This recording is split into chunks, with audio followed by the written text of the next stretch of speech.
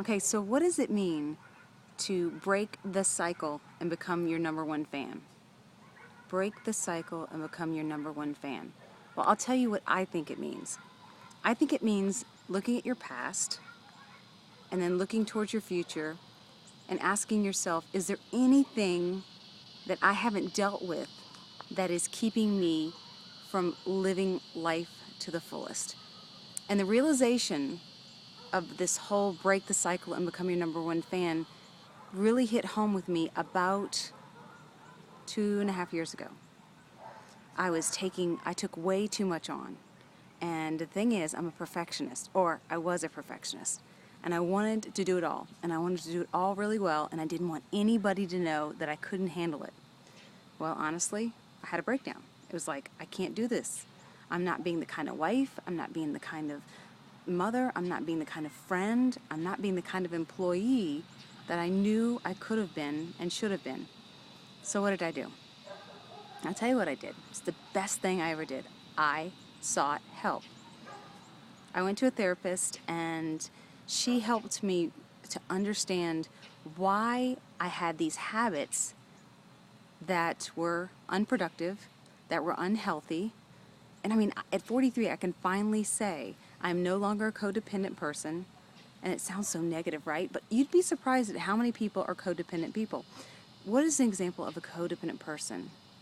An example of a codependent person would be someone who, when something happens, they feel the need to make it all better. They feel the need to create a sense of euphoria or happiness for the person that's hurt.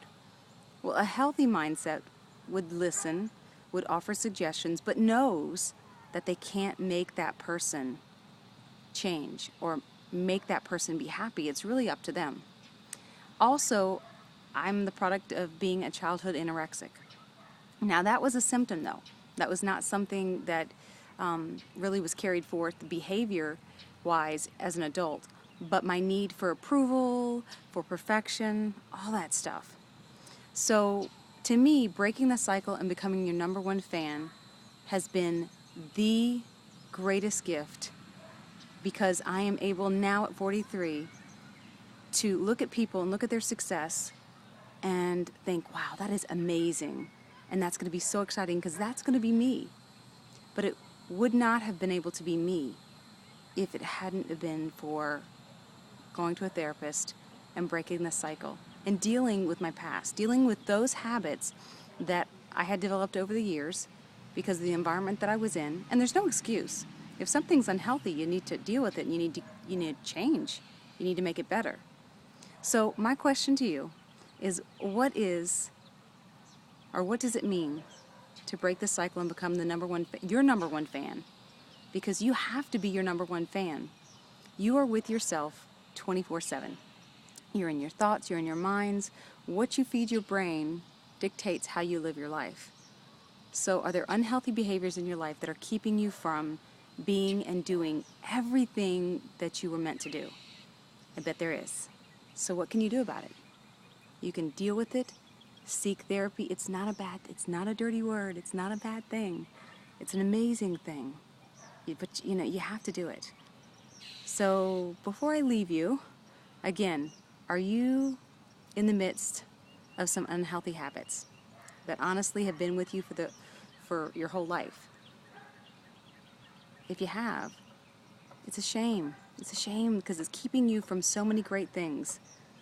Now, if you look at people and you think, their successes, you look at their successes, you go, they're just lucky.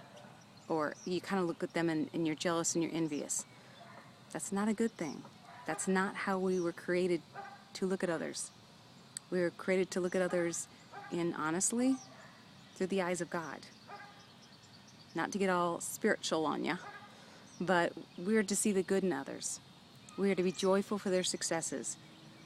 But at the same time, we are to be seeking successes. Now, don't get me wrong, successes, what does that mean? I mean, honestly, it could be just being the best mom. It could be just being the best wife. It could be just being the best friend.